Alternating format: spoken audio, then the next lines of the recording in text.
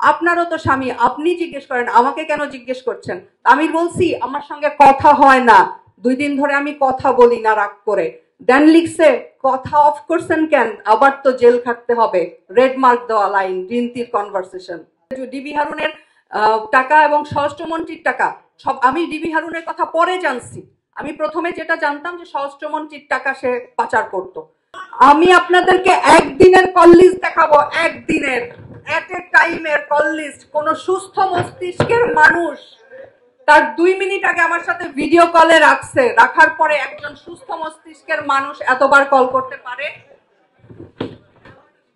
আমি এই নাম্বারটা কোড করেন আপনারা, এটা জুয়েলের প্রথম ওয়াইফ রিন্তির নাম্বার। রিন্তির সঙ্গে আমার কনভারসেশন আছে এখানে, দেখেন। আমি রিন্তিকে লিখেছি সৌদি আরবে যাওয়ার পর যে জুয়েল কি তোমরা কি তাড়াতাড়ি আসবা, এর মধ্যে জুয়েল কি দেশে আসবে? রিন্তি আমাকে লিখছে, মানে রাগ একটু, সেও রাগ করে চটাং চটাং করে কথা বলতো আমার সাথে।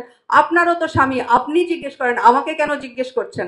আমি বলছি আমার সঙ্গে কথা হয় না, 2 দিন ধরে আমি কথা বলি না রাগ করে। দেন লিখছে কথা অফ করছেন কেন, আবার তো জেল খাটতে হবে, রেড মার্ক দেওয়া লাইন, রিন্তির কনভারসেশন। আমি কথা অফ করলে আমাকে জেল মামলার হুমকি দিত, আমার ছেলেকে গুম করার হুমকি দিত, আমাকে মেরে ফেলবার হুমকি দিত। এগুলা আরো প্রমাণ আছে আমার কাছে রিন্তির সাথে কনভারসেশন। আপনি দেখেন রিন্তি এখনো জুয়েলের সংসারে আছে, জুয়েলের পল্লবীর বাসায় আছে। একটা সিঙ্গেল ডে এর জন্য রিন্তি কখনোই জুয়েলের কাছ থেকে সংসার থেকে যায় নাই, বাট সে স্টেটমেন্ট দিয়েছিল তার প্রথম সংসার নষ্ট হয়েছে।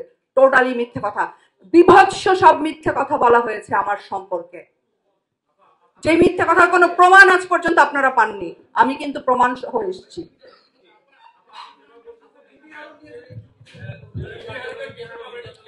ডিবি হারুনের হেল্পে, স্বরাষ্ট্রমন্ত্রীর হেল্পে জুয়েল আজকে আমাকে যা যা করেছে, অত্যাচার মিথ্যাচার যা যা করেছে সব ডিবি হারুনদের হেল্পে করেছে। এবং ডিবি হারুনরা আমাকে যে হুমকি দিত, ঠান্ডা হুমকি ফোনের, জুয়েলের ফোন থেকে, আমি তো বললাম আপনাদেরকে, ডিবি হারুনের টাকা এবং স্বরাষ্ট্রমন্ত্রীর টাকা সব আমি ডিবি হারুনের কথা পরে জানছি।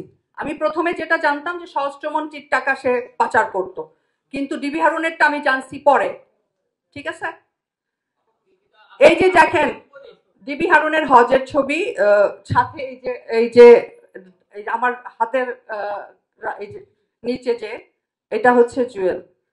একজন সাংগঠনিক নেতা না, শুধুমাত্র টাকা পাচার করেই তার এত পাওয়ার, তাহলে বড় নেতাদের পাওয়ার সম্পর্কে আমাদের ধারণা করা উচিত আসলে। হ্যাঁ, যোগাযোগ বলতে আমার সাথে কোনো যোগাযোগ হয়নি। জুলাইয়ের লাস্টের দিক থেকে আমাকে, আগস্ট মাসে সে আমাকে আমার একটা সোশ্যাল মিডিয়া থেকে আমি তাকে ব্লক করি এবং সে যোগাযোগ বন্ধ করে দেয়।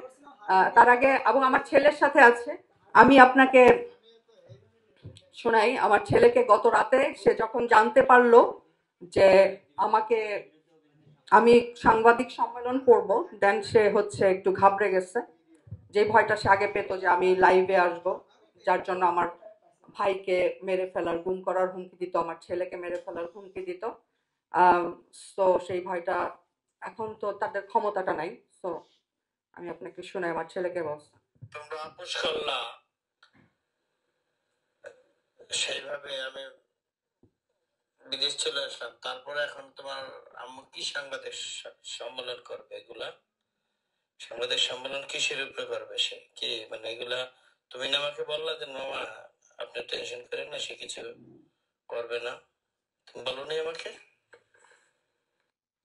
এই কথাটা সে কেন বলছে যে আমি যখন আমেরিকা যাওয়ার পরে হুমকি দিচ্ছিল আমাকে, আমি যখন লাইভে আসতে চাইলাম তখন আমার ভাইকে গুম করতে চাইলো, ইভেন আমার আত্মীয় স্বজন কেউ জেল মামলা দিবে এসব ভয় দেখাইছে।